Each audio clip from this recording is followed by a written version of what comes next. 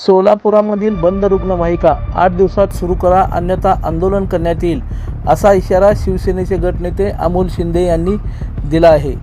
केवळ चालकांची नियुक्ती नसल्याने रुग्णवाहिका धुळकात पडून असल्याच्या प्रकारावर शिंदे सेनेचे महापालिकेतील गटनेते अमोल शिंदे यांनी तीव्र संताप व्यक्त केला आहे. मंगळवारी सकाळी वाहनांची पाहणी करून त्यांनी थेट आरोग्य अधिकाऱ्यांना धारेवर धरले. 8 दिवसात ही वाहने रस्त्यावर धावली नाही तर आंदोलनाचा इशाराही त्यांनी दिला आहे. मी माझ्या निधीतनं सुद्धा 21-22च्या बजेटमधनं घेतलेले अँब्युलन्स आहेत, आमदार फंडातनं घेतलेले अँब्युलन्स आहेत, करोडो रुपयाचे अँब्युलन्स आहेत इथे बंद पडले. आणि त्याचे स्पेअर पार्ट ऐका, नाही पण त्याचे स्पेअर पार्ट पण चोरले गेलेत साहेब, स्पेअर पार्ट चोरले गेलेत. आता तुम्ही त्यावर काय कारवाई करणार? कोण आहे त्याला जबाबदार धरणार? आपल्या त्याच्या नाही गुन्हा दाखल झाला पाहिजे साहेब त्याच्यामध्ये. कारण ना मला सांगा, आरटीओ सांगते 15-15 वर्ष गाड्या चालवा, आपण 3 वर्षानंतर गाडीला रिटायर करून टाकली.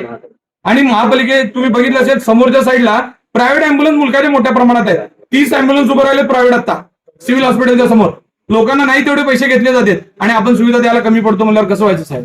12,000च्या पगारावर चालकांची नियुक्ती नसल्याने 84 लाखाच्या रुग्णवाहिका धूळखात पडून अशी बातमी प्रसिद्ध झाली. त्यानंतर शिंदे यांनी लगेचच रुग्णवाहिकांची पाहणी केली.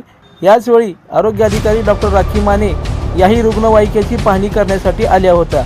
त्यांना विचारणा करून अमोल शिंदे यांनी प्रश्नांची सरबत्ती केली. या रुग्णवाहिका आत्तापर्यंत कशा दिसल्या नाहीत? चालकांची नेमणूक का नाही झाली? वाहनांचे सुटे भाग चोरीला गेले, पोलीस का तक्रार का केली नाही? या प्रकाराला जबाबदार कोण? हे जाणीवपूर्वक केलेले कटकारस्थान आहे. वरिष्ठापासून ते चालकापर्यंत सर्वांची मिलीभगत आहे. या प्रकारे जे काही नुकसान झाले आहे त्याची भरपाई म्हणून दोषींच्या पगारातून वसुली करावी, अशीही सूचना त्यांनी यावेळी केली. सोलापूर महानगरपालिकेच्या ज्या काही रुग्णवाहिका आहेत, तुम्ही बघितलं असेल की आत्ताच आपण व्हिजिट दिल्यानंतर एक गोष्ट लक्षात आली आहे की जागेवर 17 गाड्या असताना त्यातल्या 7 ते 8 गाड्या 100% बंद आहेत. त्या गाड्या खरेदी करताना 2022-24च्या दरम्यान 23ला काही गाड्या आल्यात तरी सुद्धा अशा पद्धतीच्या गाड्या बंद ठेवणं, त्याचे स्पेअर पार्ट जाणं ही खूप भयावह अशी परिस्थिती आहे. एकीकडे सिव्हिल हॉस्पिटलला मोठ्या प्रमाणामध्ये ग्रामीण भागातल्या रुग्णांचा मोठा लोड आहे. शहरी भागातल्या लोक तिथं रुग्णसेवेसाठी येत असतात आणि तिथं सुविधा देणार नाही, तिथं प्रायव्हेट अँब्युलन्स चालू आहेत. तुम्ही बघितलं असेल समोर आता मोठ्या प्रमाणामध्ये प्रायव्हेट अँब्युलन्स चालतात आणि महापालिकेच्या अँब्युलन्स बंद ठेवणं हे खऱ्या अर्थानं त्या प्रायव्हेट ह्यांना मदत घेऊन त्यांना लाभ देण्यासाठी या सगळ्या गोष्टी होत आहेत का काय? भ्रष्टाचाराचा हा दुसरा मार्ग काढलाय का काय? अशी परिस्थिती आहे. मी आयुक्तांना विनंती करतो की विदिन 8 दिवसाच्या आत या सगळ्या अँब्युलन्स चालू झाल्या पाहिजेत. ज्या लोकांनी ह्याचे स्पेअर पार्ट चोरलेत, जे काही साहित्य चोरलं गेलंय त्या लोकांवर फौजदारी गुन्हे दाखल झाले पाहिजेत. आता मला वाटतं आरोग्य अधिकारी राखी माने साहेब सुद्धा इथे आले होते. त्यांनीही सांगितलं की 8 दिवसात या सगळ्या गोष्टी आम्ही स्ट्रीमलाईन मध्ये आणतो. पण मी त्यांना विनंती करतो की जर असं झालं नाही आणि लोकांना रुग्णांना जर सेवा मिळत नसेल तर आम्हाला आंदोलन केल्याशिवाय कोणताही पर्याय नाही.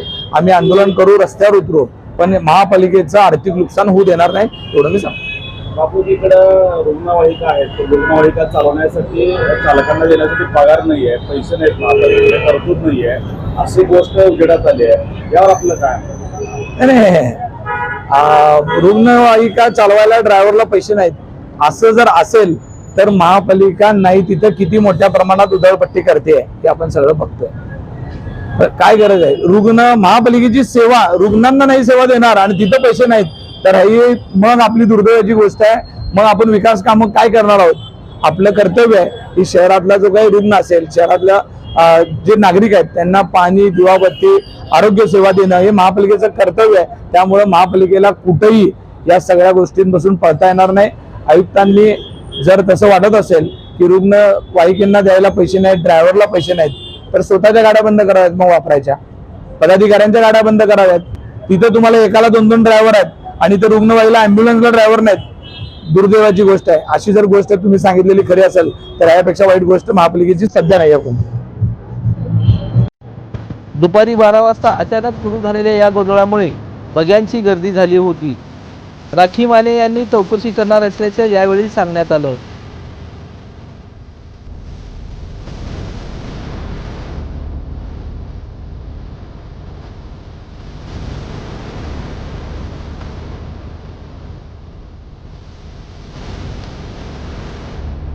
दर्शन मराठी चॅनलला सबस्क्राईब करा, बेल बटनला क्लिक करा व लाईक करायला विसरू नका.